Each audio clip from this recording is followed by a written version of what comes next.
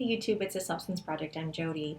GMOs, or genetically modified organisms, have received a ton of press in recent years, and usually the discussion of GMOs veers into polemics. Either you're for them or against them, and the discussion tends to get pretty heated, especially as many states have considered passing food labeling laws for genetically modified organisms.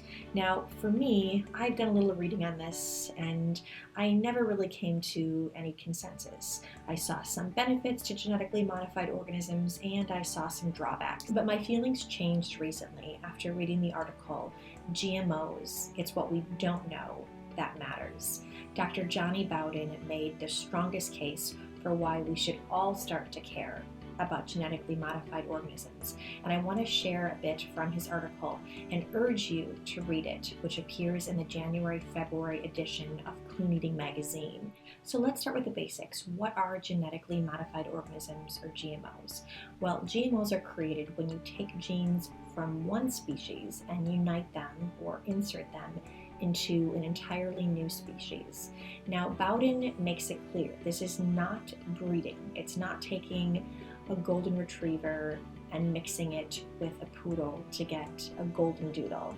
This is entirely different. This is freaky science. This is like taking spider genes and inserting them into goats to create goat milk that has spider proteins in it, or taking genes from a cow and inserting them into a pig to make the pig's hide much tougher like a cow's. So this is freaky science, totally different than breeding.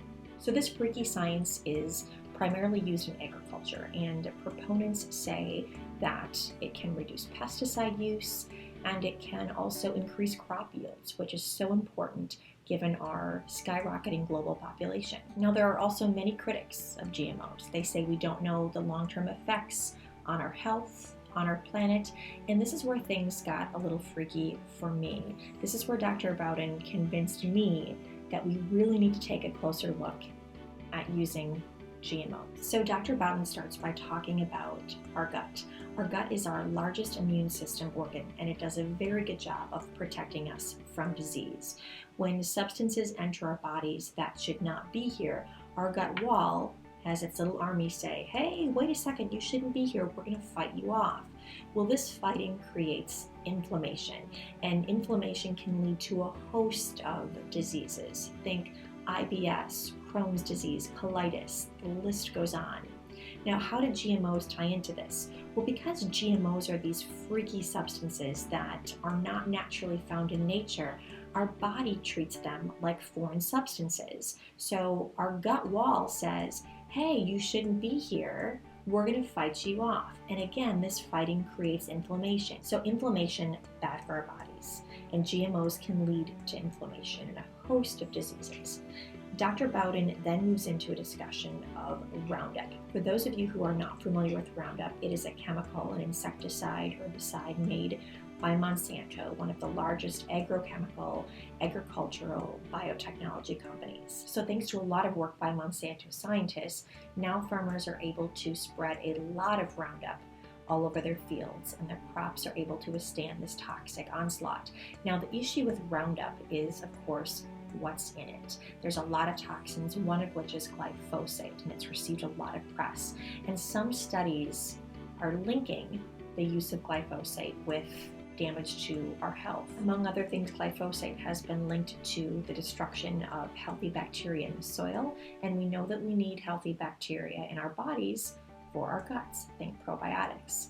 Glyphosate has been also linked to the damage of liver enzymes, and our liver does the huge job of detoxifying our bodies, and it's also been linked to hormone disruption. So some scary things. The science, of course, is still not clear, but the threat is there. Ultimately, Bowden makes the case that we should, at minimum, be skeptical of GMOs. We should use the precautionary principle, which Europe adheres to. Europe has said, hey, we're not quite sure if GMOs are safe. We don't know what the science is saying. We're going to wait until we have more definitive proof. unlike the US, which is just plowing full force ahead with the use of GMOs. So he urges us to be skeptical. He argues that there's a lot of money involved in this whole business with agriculture, with lobbyists, with PR firms, and we need to make sure that we follow the money and we understand the situation and the potential risks to our health. So I urge you to read the article, be informed. Thanks so much for watching, everyone. Have a great day.